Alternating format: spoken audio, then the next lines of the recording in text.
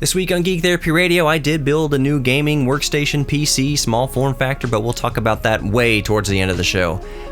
But let's just geek out about art. Art in the box and art out of the box. I'll tell you what I mean. Welcome to Geek Therapy Radio. You've got your mental curator. Who else? Johnny Hamburger.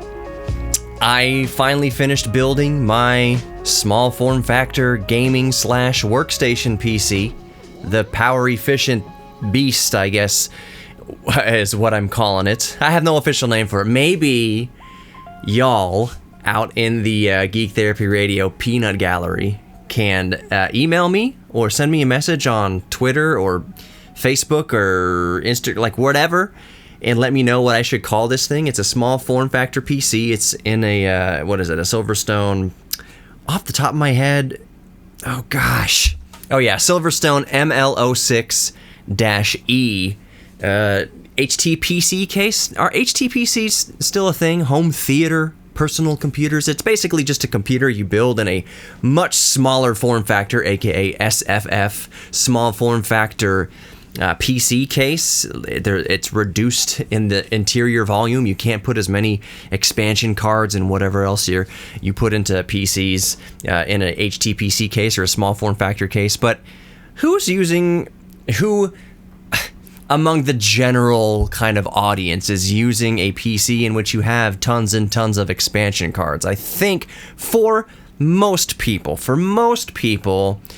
Thunderbolt and Type-C and every peripheral you can imagine under the sun is using a USB interface of some sort or Thunderbolt interface of some sort, so that the days of kind of having each of your PCI slots, and going way back, ISA slots, each of your expansion card slots in your motherboard filled up with, graphics processors, with Ethernet processors, with Wi-Fi processors, with expansion cards. You get what I'm saying? There's all sorts of serial interface cards. Those days are kind of behind us, and I had to admit that to myself, and I'll tell you how you can reach me again here in a second. Just Johnny at geektherapyradio.com, JOHNNY at geektherapyradio.com. I had to admit to myself recently that, I used to look at motherboards and say, I need as many expansion slots as I can. I used to look for motherboards, and this is probably the latest you could get a motherboard like this, the most recent you could get a motherboard like this with any sort of ease, probably would have been at least 10 years ago. I would look for motherboards with PCI slots, not PCIe slots, not like PCIe X1, X4, X8, X16, whatever. No, PCI slots, the stuff that came after ISA slots back in the 80s and 90s, PCI slots. I would look for motherboards with at least one or two PCI slots because I was still using an audio interface card, the M-Audio Delta, oh gosh, what was it? Delta 2496 was a 24-bit 96 kilohertz DSP card, audio card, because I would hook it up to my audio mixers, and that's how I record myself and record bands. It had 8 channels input, 8 channels output, technically 10 if you're counting SPDIF. But it was on the PCI protocol. I used a PCI slot, and it was a card that I still used a lot. So I used to look for motherboards every time I was upgrading a PC, even all the way up until my 4790K, until like the 4th gen Intel chips, like 4th gen Intel i7. I had a PC motherboard, a full-size ATX motherboard that had at least one PCI slot still on there. So imagine that motherboard with all the PCIe slots, and then you had a PCI slot. Weird. It's kind of weird that it didn't have an AGP slot on there. I had to admit to myself, all that to say is I had to admit to myself pretty recently, is like, you know what? Maybe instead of holding on to 20, 25-year-old expansion cards, maybe it's time in my professional workflow to just, give in to Thunderbolt in USB. And there's no problem with that. I don't know. The only reason I can tell those of you old school audio engineers might be listening, and nothing. I don't mean old school like there's anything wrong with you or like hey boomer, anything like that. Nothing like that. No. I am very much an old school audio engineer. I realized that fact when I interviewed Jonathan Morrison like a year or so ago, and I was asking him, hey, so do you mix in the box or do you mix with a mixer? What do you do? He's like, yeah, mostly in the box. I'm like, yeah, that makes sense. Most audio engineers these days, music producers these days, they're not sitting in front of a 64 fader, SSL or Neve console.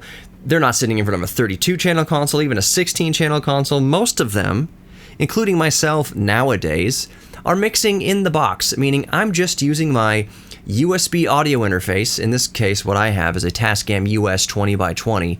It is awesome. I'm feeding it my word clock with my Universal Audio mic pre, the 4-710D. So I'm keeping it locked to my mic pre that has the built-in word clock and ADAT light pipe, everything out of it. But I'm still in the box. Like I don't sit here mixing the podcast, especially because it's only a couple channels really. Mixing the podcast with physical controls. It's just we've moved past that. Most people are mixing in the box, and unless you go to a recording studio or somebody like an old school engineer's house, which is an endearing term, old school engineer's house or home studio that is using an outboard console, they maybe are still using PCI expansion cards like that M-Audio Delta 2496 that it's in a box somewhere. I've got it within arm's reach of where I am right now somewhere. It was my workhorse for a long time, but most of us, even a lot of us, quote unquote old school audio engineers, have moved on to mixing in the box, to doing our audio work in the box, using the USB protocols or Thunderbolt, using USB Type-C, using USB Type-A, and we don't have all the outboard gear anymore. We bring it into the mix. We plug it into a physical insert every once in a while. If you have like an actual, oh gosh, I'm blanking out, Lexicon reverb like laying around that you want to use, and you can plug into the digital realm through an insert on a USB audio interface. We still do stuff like that, but most of us have kind of decluttered and are mixing in the box. I didn't know I was going to go off on that tangent, and I'll wrap up that segment, that thought at least, by saying whether you mix in the box or you mix with outboard gear, all that really matters are your fundamentals. The fundamentals of mic placement, the fundamentals of EQing, the fundamentals of compression. Whether you're in the box or mixing out of the box with outboard gear, all that is still way more important than all the plugins and all the high-tech gear. Knowing what you're doing makes up for everything and is the most important thing. Just knowing what you're doing. Anyways, more Geek Therapy Radio. Don't go anywhere.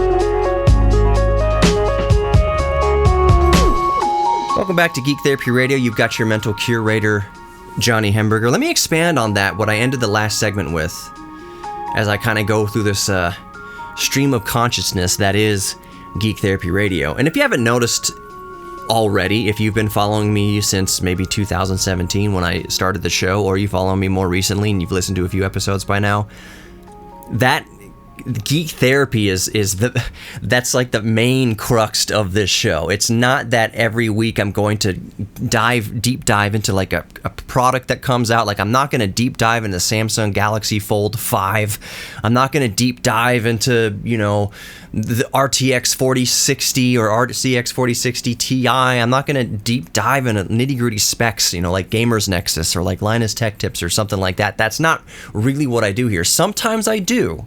Sometimes I'm really geeking out about something and I do kind of a deep dive into the specs of a thing or give a little bit of kind of consumer electronics device. But really, it's that therapy word. And that therapy is as much for you as it obviously is for me, that geek therapy. So this geek therapy stream of consciousness topic that I want to get to is what I ended the last segment with, which is I was referencing audio engineering, like home recording studios, professional recording studios, podcasters, YouTubers using cameras and audio equipment and all sorts of things like that. What I touched on at the end of the last segment is that no matter if you are, what I was saying, mixing in the box or mixing out of the box, like you're mixing music, you're mixing your own music, you're mixing, in this case, a band's music.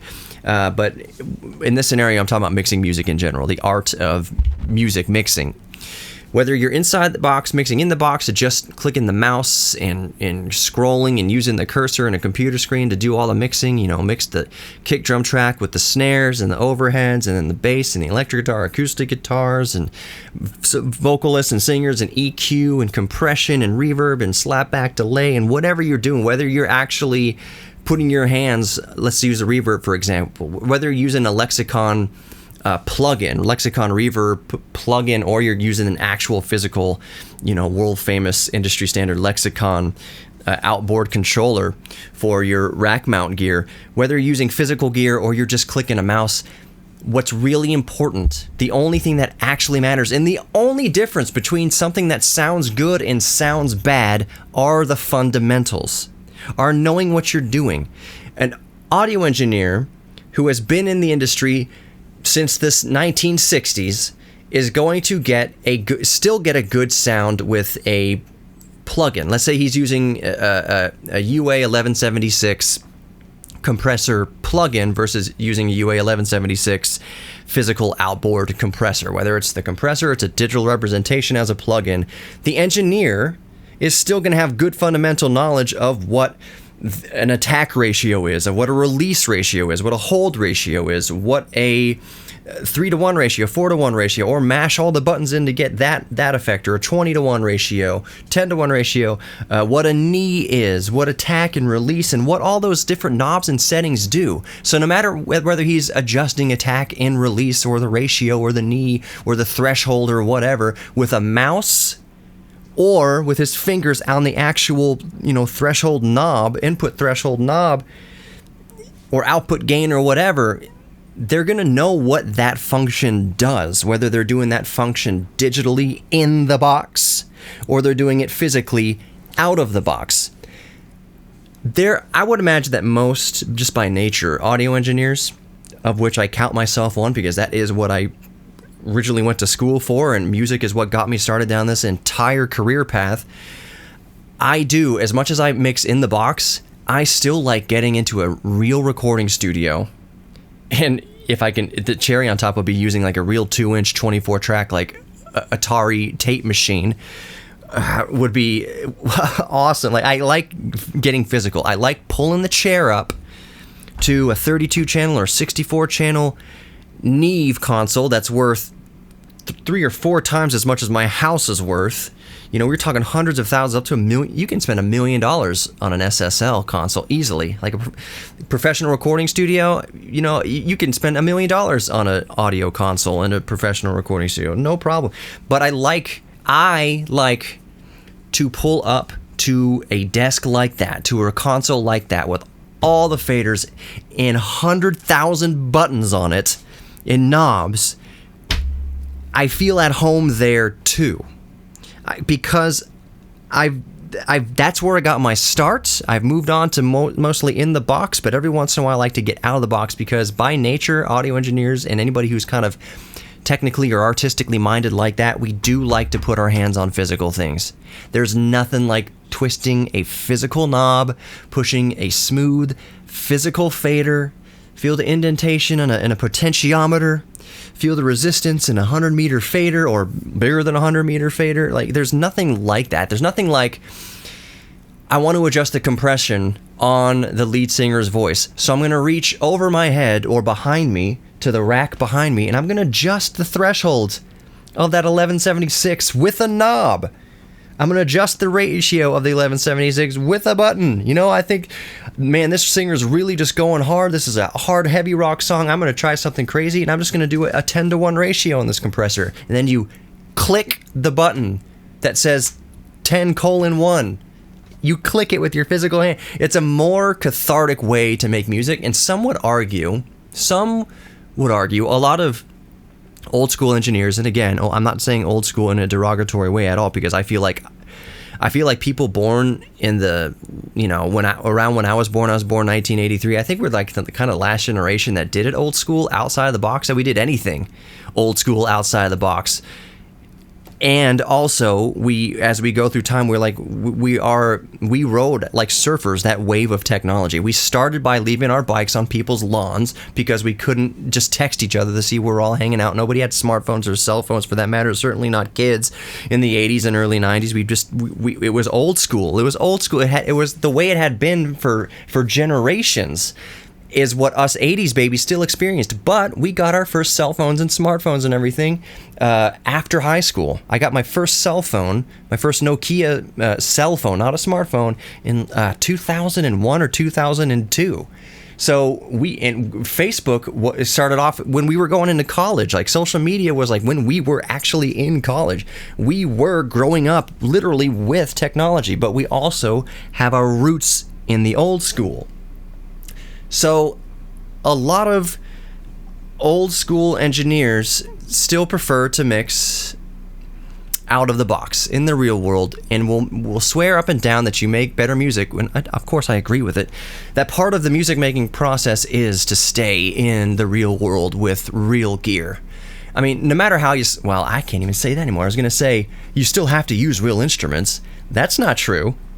That's not true at all. You can have a electric guitar plug-in and just smack in whatever notes with your keyboard that you want it to play, and then it's going to sound like a human guitar player, more or less. That's debatable how real something digital can sound, but you get what I'm saying. Like, you don't need to be a drummer. You just use a drumming plug-in. Kind of select the beat that you want, and there's no drummer in the room. You certainly aren't a drummer, and now you have a drum beat. So you don't actually need instruments anymore. But a lot of the best music is still made completely organically. One of my friends that I work with at the museum, maybe some of you might know his name. He's a legend, an absolute music legend. His name is Chuck Lay, or Leia. I call him Lay. Chuck Lay. He's just, look him up. Look up Chuck Lay. Leah. I really want to get him on the show, but look him up. But he is hard and fast. Everything is mixed and recorded onto tape. And if you mess up, you do it over again. Like, usually from the beginning. There's not usually a whole ton of dubs happening. That's my power inverter fan coming on. It'll kick off here in a second.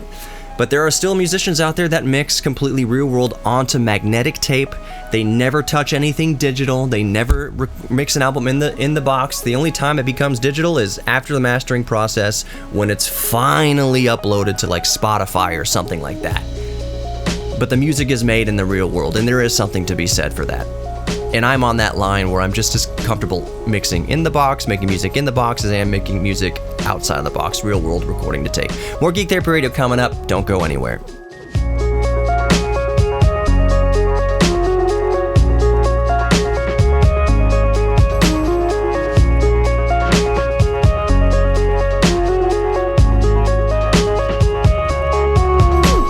Welcome back to Geek Therapy Radio. You got your mental curator, Johnny Hemberger. If you're listening to the podcast, you can hear a little bit of the noise floor in my room here.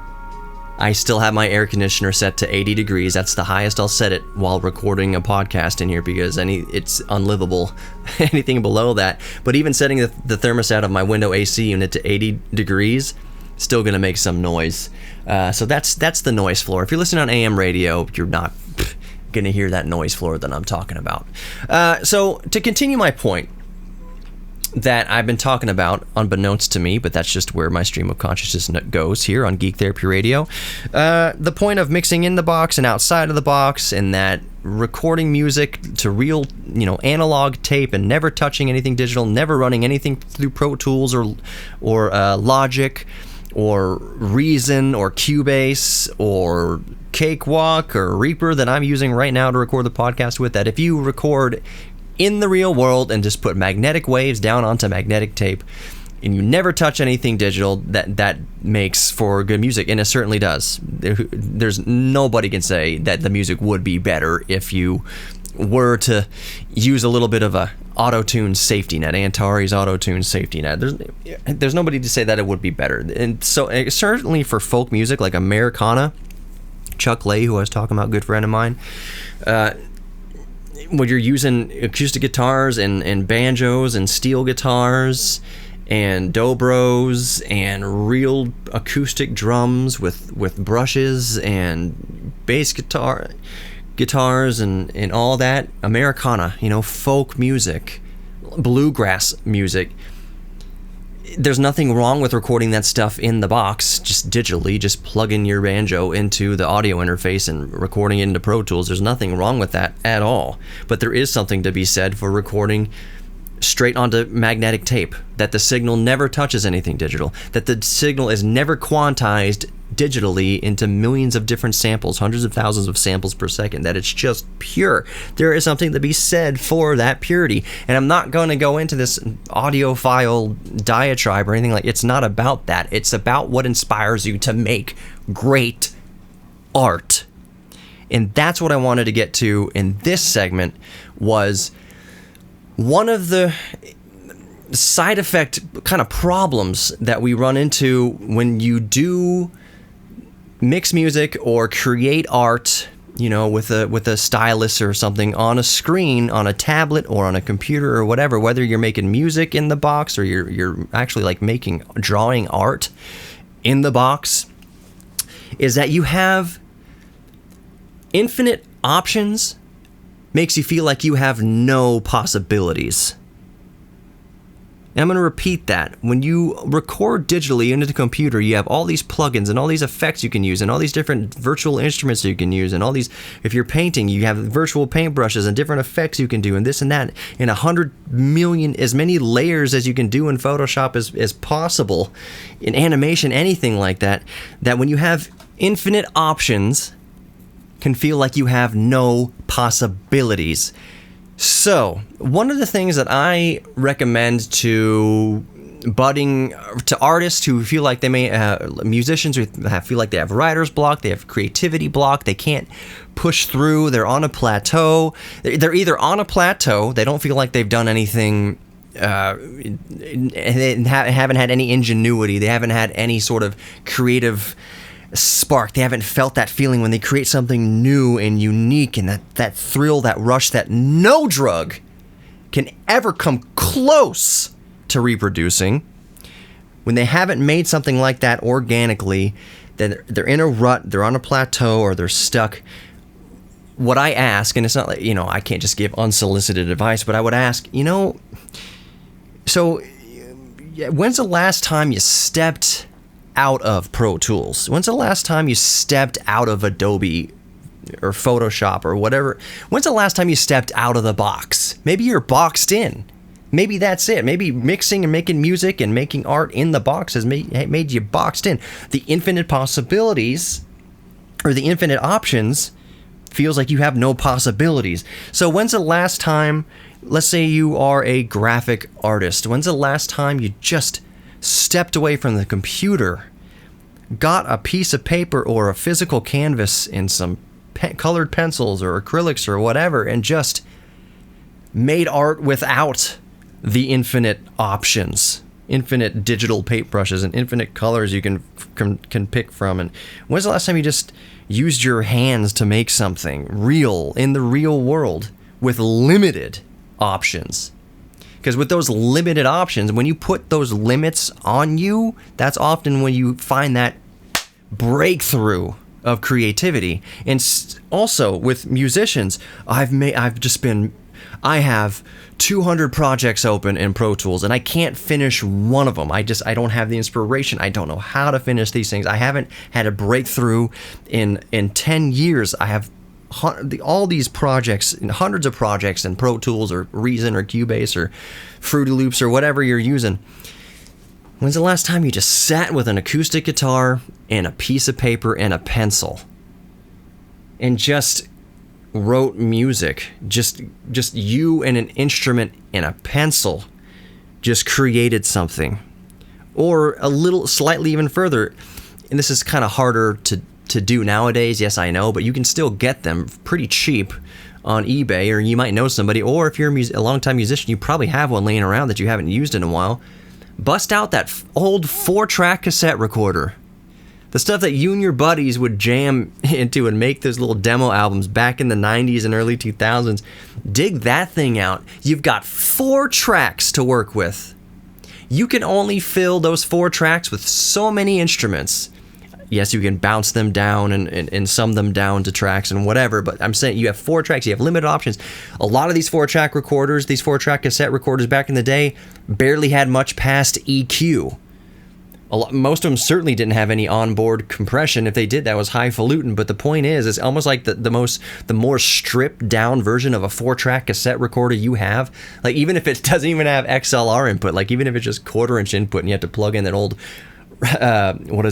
realistic Tandy Core Radio Shack mic into. That sounds like trash, but that's all you got. You got the microphone and you have 4 tracks on a cassette tape to work with.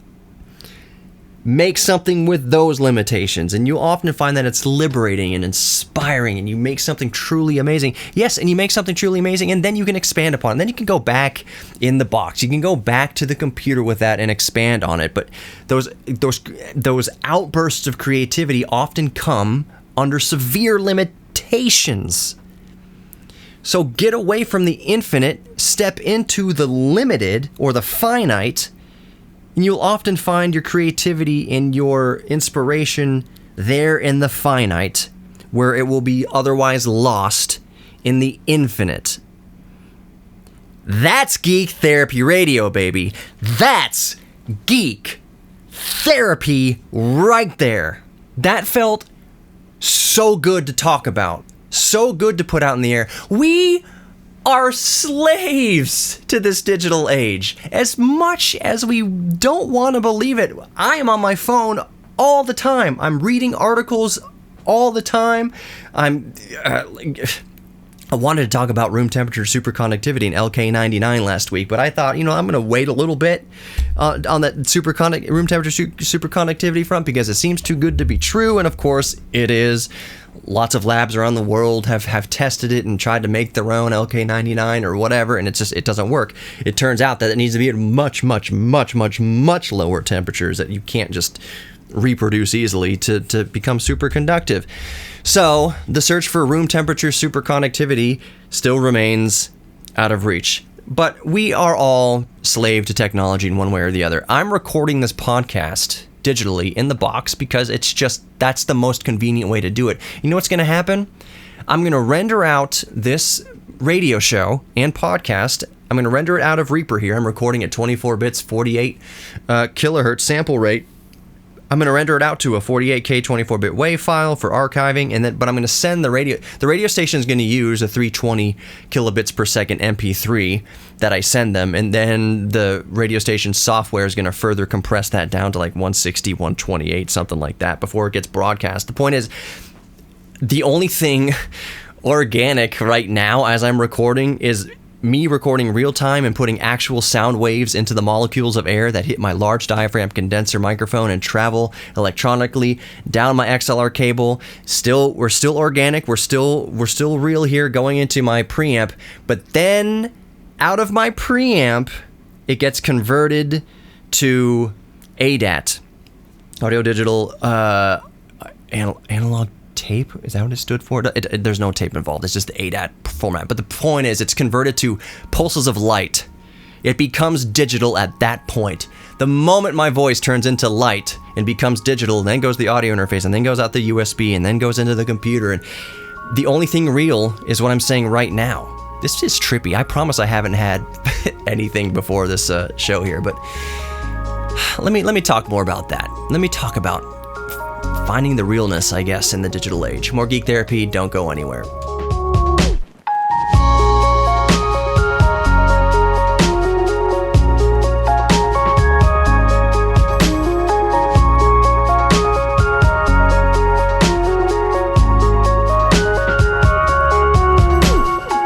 Welcome back to Geek Therapy Radio. You've got your mental curator, Johnny Hemberger.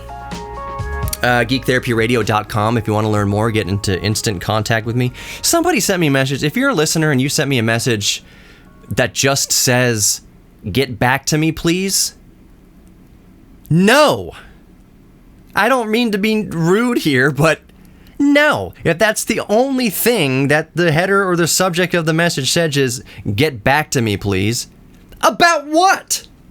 No. That says scam and spam and fraud all over it. Absolutely not. Who does that? And I don't mean to be coming down if you're the person who sent that and just innocently thought that I would just get back to you not knowing what about in this information age of phishing and scams and hacks and everything like that. It's just not happening. Don't reach out to somebody that you've never talked to before and just say, "Get back to me, please." that's all, and that's the only message. I saw this person who sent me this message. I say person, it could just be a bot. "Get back to me, please." And I scrolled around. I was like, did they send me something a while ago and I didn't get back to it? I feel really bad. And I looked around like, no, this is the very first time I'm hearing from this person, and all it says is, "Please get back to me." No. Not gonna happen. Anyways, geektherapyradio.com is how you can connect with me easily. It's just the very first thing you see is a get in touch with me contact form. It doesn't sign you up for jack squat. There's no mailing list, nothing like that. It's basically just another way to email me, or you can just email me directly, Johnny, Johnnny. Did I say hamburger earlier? No, it's not Johnny Hamburger at Geek Therapy. It's just Johnny, Johnnny at geektherapyradio.com. And all the social media and YouTube, Geek Therapy Radio podcast. Just type it into anything. Just type Geek Therapy Radio podcast and anything. Look for the red, white, and black color scheme. That's how you know you got me for sure.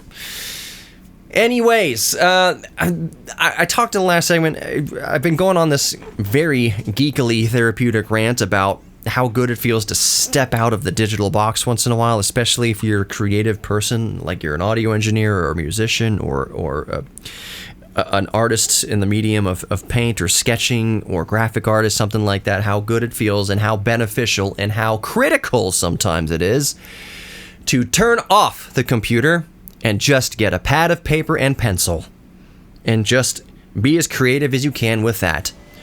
Or you're a musician and you just pick up a guitar, an acoustic guitar, and be as creative as you can with just that guitar and your voice and maybe a piece of paper to jot down some notes or lyrics onto. Or use a 4-track cassette recorder. Dust your old 4-track cassette recorder off.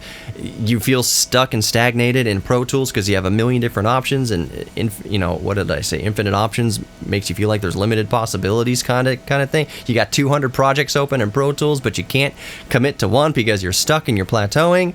I'm just trying to talk over my power inverter. Okay, finally it stopped. It's just good to step out, away from the technology. Maybe you're driving around right now or listening to this, obviously on some sort of digital device. Your phone, your smartphone, your tablet, your computer, whatever. It's good. Once I give you full permission, turn off this show. Turn off Geek Therapy Radio whenever you want to. It can be right now. And just, use your 5 senses to sense the world around you, to ground yourself in the world around you a little bit.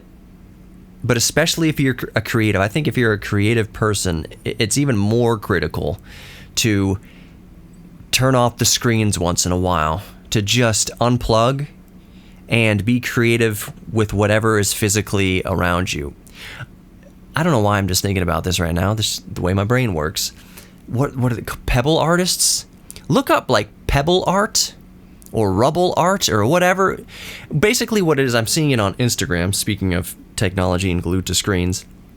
I was like, pebble artists. And basically it's somebody, let's say they're walking down a path and there's just a bunch of hundreds of thousands, millions of miscellaneous just pebbles and small rocks laying around. They'll group them into shades and everything, and they'll make the coolest looking artwork. They'll literally make the Mona Lisa out of random pebbles. So you'll just be walking along a path somewhere and all of a sudden you see this brilliant work of art oh, did somebody paint these rocks? No, those are the rocks. They just took the rocks that are this kind of shade of brown, they kind of grouped them together, and then they used them to make this, to shade the artwork and to shade this and that. And these rocks are black, so these are going to be used to kind of define lines and things. And the actual like shading and gradients, these are, ones I've seen are the artistic style of realism.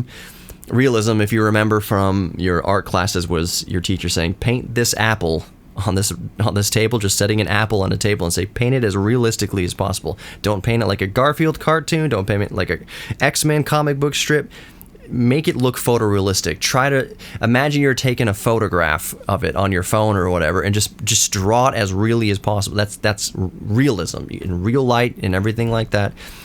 This pebble art that I've been seeing it's mostly realism, and it's crazy good. Crazy good. And that is such a perfect example of an art form that is in the real world. You're really moving pebbles around. The artist is really seeing this blank canvas of completely random pebbles on the ground and then taking thousands of them and arranging them into the most beautiful art you've ever seen, just on the earth. On the Earth's surface itself. The Earth's surface is the canvas.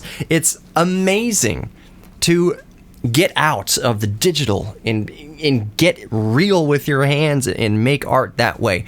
So even if you are an amazing digital artist, if you ever feel stuck or uninspired, I cannot encourage you enough to shut down the tablet, shut off the computer, shut off the smartphone, grab a pencil and a blank sheet of paper, and just make something with your hands and with that pencil and with that piece of paper.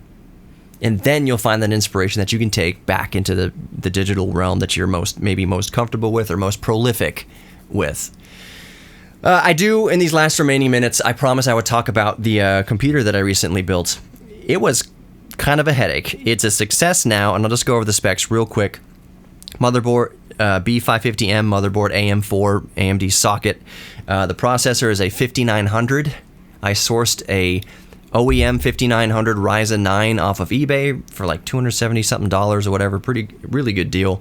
32 gigabytes of RAM at 3600 megahertz, DDR4 of course, and the NVMe 2 terabytes NVMe solid state drive for the OS and whatever, and then a 1 terabyte solid state 2.5 inch solid state drive as a cache scratch disk, for video editing and whatever else. I think I have my Dropbox linked to that drive. A couple of Noctua fans to keep it cool. It's in a small form factor case. The Silverstone ML06-E. It can hold the graphics card. The small form factor half height low profile graphics card in my case is the awesome RTX A2000. Woo! And I've got an overclock, 300 megahertz overclock, 1000 megahertz memory overclock. Still just pulling 69 watts, nice, from the bus itself. This setup screams, and it is efficient. The reason why I did the 5900, the Ryzen 9 5900, is that it's a 65 watt TDP chip. By the way, just because it's a 5900 and not a 5900X doesn't mean you can't overclock it. You most certainly can. It's got a 65 watt TDP, but you do the precision boost overdrive clocking, it runs at 146 watts all day, just like a 5900X. It is an absolute baller. I did update the BIOS accidentally to a BIOS that was not validated for the 5900, so I did have to purchase a 4600G with built-in graphics, so Radeon graphics, so I could see the BIOS again, and then downgrade it back to BIOS 1.10 so that it would recognize the 5900 again. That was a pain in the butt. I shouldn't have buttoned up the computer. I had to take the computer all apart to do that process, but the bottom line is now it works, and it pulls under 200 watts from the wall in its kind of normal state. 70 watts for the graphic card, 65 watts for the chip under normal circumstances. Efficient, powerful, awesome video editing, awesome gaming. It's great. You are worthy of love. You're worthy of giving love, and you are worthy of receiving love, and you are worthy of your own self-respect. Thank you so much for listening to Geek Therapy Radio. I'll talk to you next time. Take care.